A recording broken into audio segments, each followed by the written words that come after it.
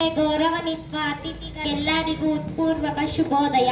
ಇಂದು ನಾವು ಎಲ್ಲರೂ ಸೇರಿ ನಮ್ಮ ದೇಶದ ಅತ್ಯಂತ ಪವಿತ್ರ ಮತ್ತು ಮಹತ್ವದ ದಿನವಾದ ಗಣರಾಜ್ಯೋತ್ಸವವನ್ನು ಸಂಭ್ರಮದಿಂದ ಆಚರಿಸುತ್ತಿದ್ದೇವೆ.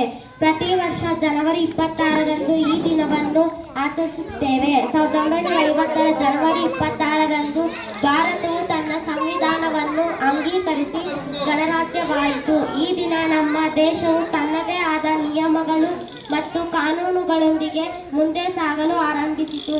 ಭಾರತದ ಸಂವಿಧಾನವು ವಿಶ್ವದೆಲ್ಲ ಅತಿ ದೊಡ್ಡ ಬರಹದ ಸಂವಿಧಾನವಾಗಿದೆ. ಇದನ್ನು ಡಾಕ್ಟರ್ ಬಿ.ಆರ್. ಅಂಬೇಡ್ಕರ್ ಅವರ ನೇತೃತ್ವದಲ್ಲಿ ಆಚರಿಸಲಾಯಿತು. ಈ ಸಂವಿಧಾನವು ನಮಗೆ ಮೂಲಭೂತ ಹಕ್ಕುಗಳನ್ನು ನೀಡಿದೆ.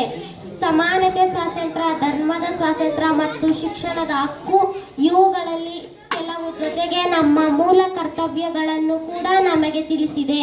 ದೇಶದ ಕಾನೂನುಗಳನ್ನು ಪಾಲಿಸುವುದು, ರಾಷ್ಟ್ರ ಧ್ವಜವನ್ನು ಗೌರವಿಸುವುದು ಮತ್ತು ಪರಿಸರವನ್ನು ರಕ್ಷಿಸುವುದು ನಮ್ಮ ಕರ್ತವ್ಯಗಳಾಗಿವೆ.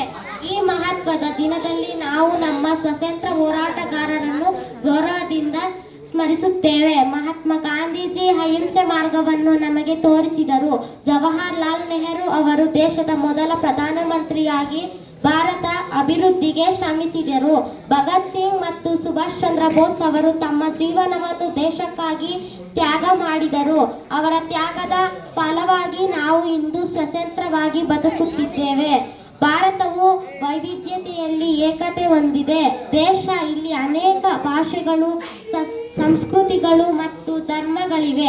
ಆದರೂ ನಾವು ಎಲ್ಲರೂ ಒಟ್ಟಾಗಿ ಶಾಂತಿ ಮತ್ತು ಸಹೋದರತ್ವದಿಂದ ಬದುಕುತ್ತೇವೆ. ಇದೇ ನಮ್ಮ ದೇಶದ ಶಕ್ತಿ. ನಾವು ವಿದ್ಯಾರ್ಥಿಗಳು, ದೇಶದ ಭವಿಷ್ಯದ ನಾಗರಿಕರು. ನಾವು ಶಿಸ್ತು, ಪ್ರಾಮಾಣಿಕತೆ ಮತ್ತು ಪರಿಶ್ರಮವನ್ನು ಜೀವನದಲ್ಲಿ ಅಳವಡಿಸಿಕೊಳ್ಳಬೇಕು. ನಾವು ಚೆನ್ನಾಗಿ ಓದಿ, ಶಿಕ್ಷಕರ ಮಾತು ಕೇಳಿ ಸಮಾಜಕ್ಕೆ ಸಹಾಯ ಮಾಡಿದರೆ ಭಾರತವನ್ನು ಇನ್ನೂ ಶಕ್ತಿಶಾಲಿ ರಾಷ್ಟ್ರವನ್ನಾಗಿ ಮಾಡಬಹುದು. ಈ ಗಣರಾಜ್ಯೋತ್ಸವದಂದು ನಾವು ಎಲ್ಲರೂ ಉತ್ತಮ ನಾಗರಿಕರಾಗುವ ಪ್ರತಿಜ್ಞೆ ಮಾಡೋಣ ಮತ್ತು ನಮ್ಮ ದೇಶದ ಪ್ರಗತಿ ಕೈಜೋಡಿಸೋಣ. ಜೈ ಹಿಂದ್, ಜೈ ಭಾರತ, ವಂದೇ ಮಾತರಂ. ಧನ್ಯವಾದಗಳು.